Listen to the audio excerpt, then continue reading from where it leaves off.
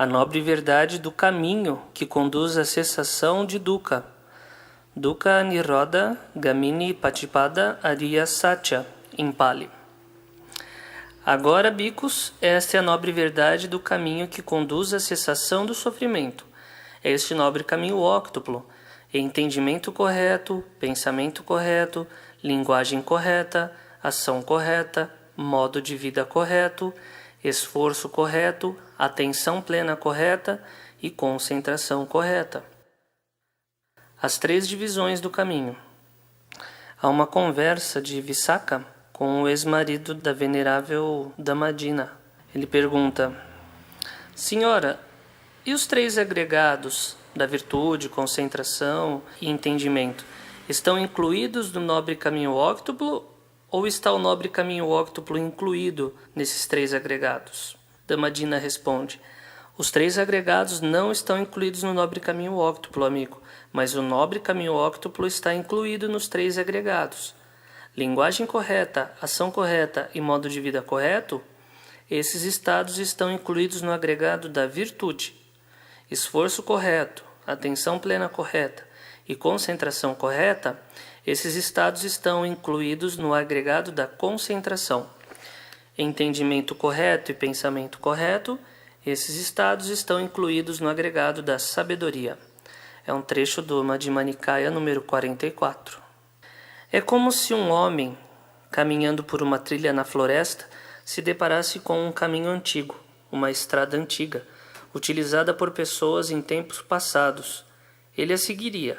Seguindo-a, ele encontraria uma antiga cidade, uma antiga capital habitada por pessoas em tempos passados, completa com parques, bosques e lagos, murada, encantadora.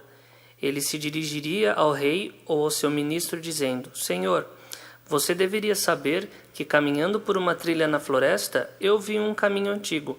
Eu o segui. Eu vi uma antiga cidade, uma antiga capital, completa com parques, bosques e lagos, murada, encantadora. Senhor, reconstrua essa cidade.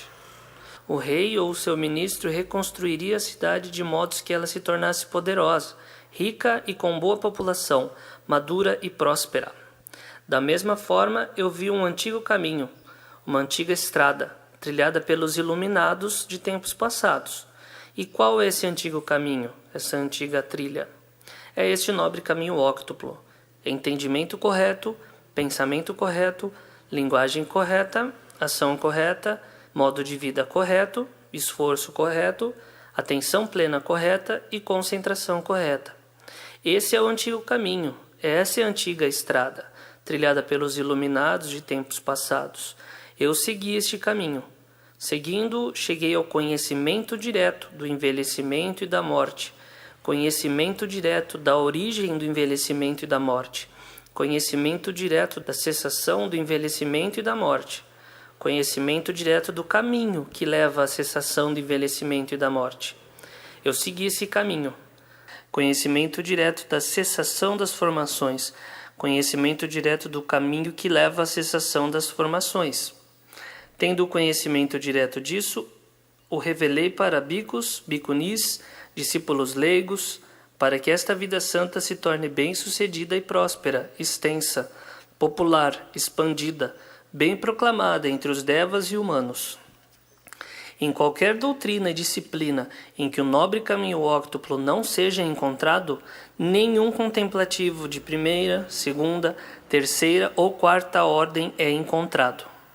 Primeira ordem seria o que entrou na correnteza, que retorna uma vez, que não retorna, e a quarta ordem o Arahant. Agora, neste Dhamma e disciplina, o nobre caminho óctuplo é encontrado. Contemplativos da primeira, segunda, terceira e quarta ordem são encontrados. O nobre caminho óctuplo é encontrado nessa doutrina e disciplina, e exatamente aqui existem contemplativos da primeira, segunda, terceira e quarta ordem. Essas outras seitas estão desprovidas de verdadeiros contemplativos, mas se nesta os bhikkhus viverem a vida com perfeição, o mundo não ficará vazio de arahants. Os 8 fatores do caminho do meio não são passos que devam ser dados em sequência, um após o outro. Eles poderão, mais apropriadamente, ser caracterizados como componentes e não como passos, sendo comparáveis aos fios entrelaçados de um único cabo, no qual é requerida a contribuição de todos para a máxima força.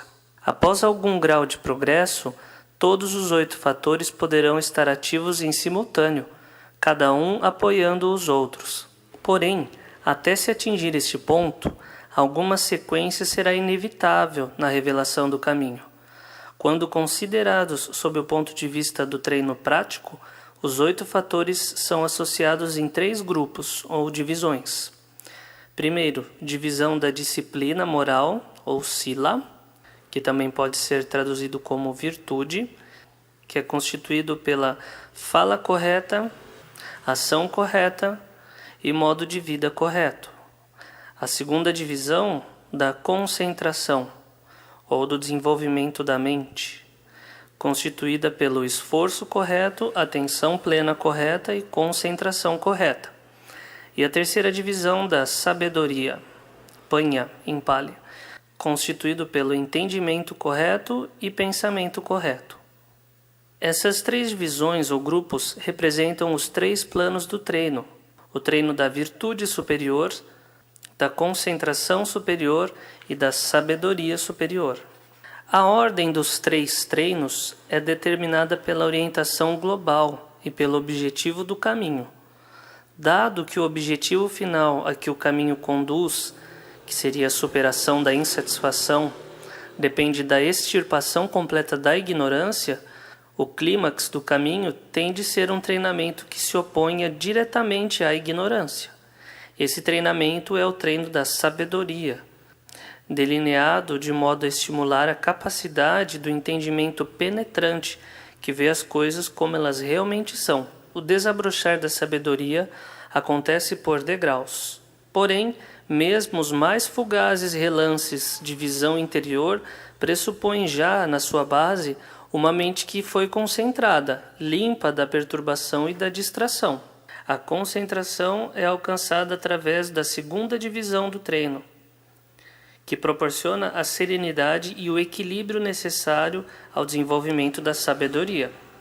Porém, para que a mente se possa focalizar em concentração, tem de ser posto um freio nas predisposições negativas, que por norma dominam o seu trabalho, uma vez que essas predisposições dispersam a atenção, disseminando-a por uma multiplicidade de preocupações. Essas predisposições negativas continuarão a reinar enquanto lhes for permitida a expressão através dos canais do corpo e da fala, sob forma de ações corporais e verbais. Assim, desde o primeiro momento do treino, é necessário refrear as suas capacidades de ação, para desse modo as impedir de se tornarem instrumentos das impurezas. Esta tarefa é realizada pela primeira divisão do caminho, o treino da disciplina moral. E desta forma, o caminho evolui através dos seus 3 planos, tendo a disciplina moral como fundação da concentração, a concentração como fundação da sabedoria e a sabedoria como instrumento direto para alcançar a emancipação. Por vezes, surge alguma perplexidade em relação à existência ou não de uma aparente contradição nas sequências habitualmente usadas para os fatores do caminho e do triplo treino. Vejamos, a sabedoria, que inclui os fatores do entendimento correto e do pensamento correto, é o último plano do treino triplo. Porém, esses fatores são apresentados no início do caminho e não no final.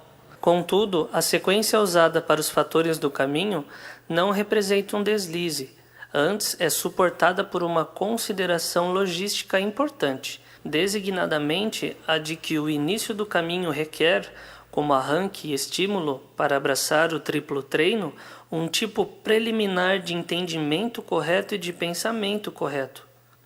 No entanto, nenhuma delas se confina a este papel preparatório, pois a mente, quando suficientemente cultivada e apurada pelos treinos de sila e da concentração, adquire um entendimento e um pensamento correto superior, as quais constituem, então, o treino apropriado para a sabedoria, mais elevada.